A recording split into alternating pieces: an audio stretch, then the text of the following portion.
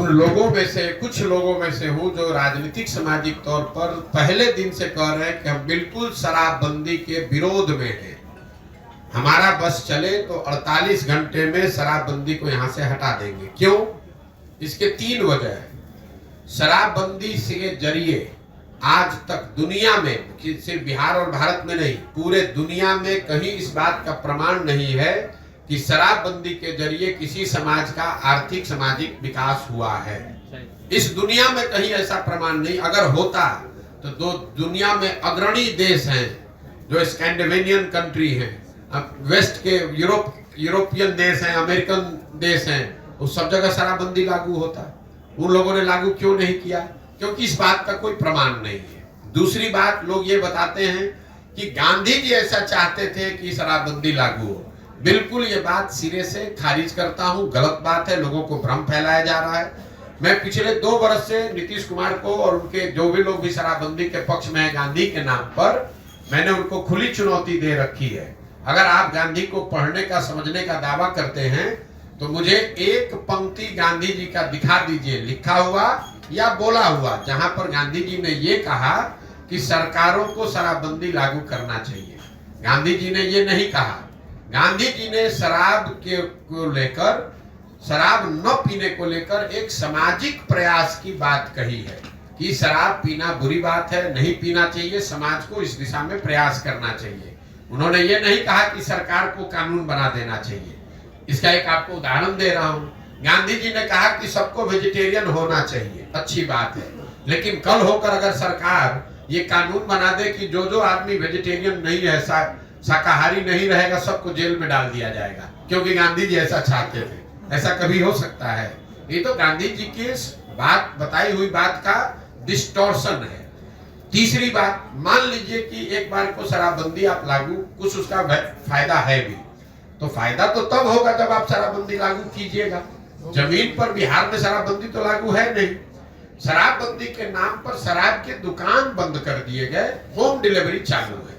तो आप देख रहे हैं कि दुनिया भर में अमेज़न है, फ्लिपकार्ट है, आप घर से बैठे बैठे ऑर्डर करते हैं, सामान घर पे आ जाता है।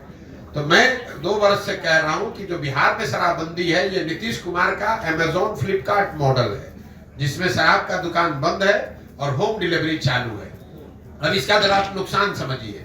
बिहार जैसे गरीब राज्य में शराबबंदी के नाम पर जो ये फसाद खड़ा किया गया है, इसकी वजह से करीब करीब 20,000 करोड़ रुपया का हर साल का नुकसान हो रहा है बिहार की गरीब जनता का।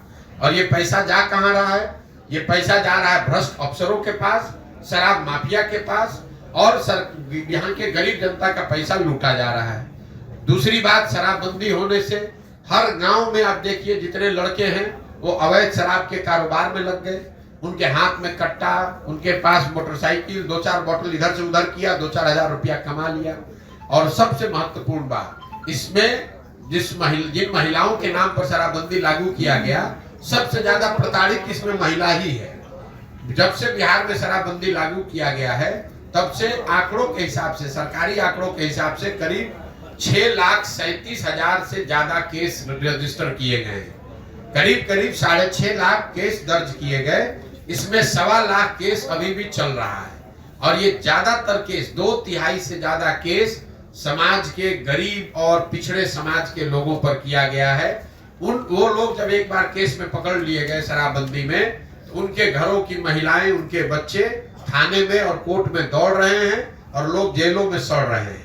जो पैसे वाला है वो शराब का धंधा कर रहा है, इससे पैसा कमा रहा है, और जो गरीब आदमी है वो शराबबंदी के नाम पर पुलिस प्रशासन उसको परेशान कर रही है।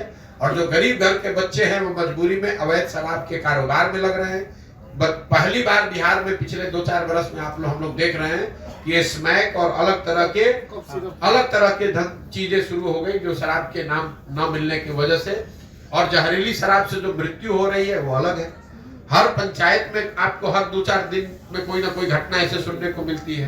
तो मुझे लगता है कि शराबबंदी का सिरे से ना इसका कोई आर्थिक आधार है, ना सामाजिक आधार है, ना प्रशासनिक आधार है, ना मौलिक नैतिक आधार है। ये बिल्कुल बिहार को और गर्त में ले जा रहा है। शराब पीना बुरी बात है, सरकार को उसको प्रमोट नहीं करना चाहिए, लेकिन ये लोगों की स्वेच्छा और स्व विवेक पर इसको छोड़ना चाहिए।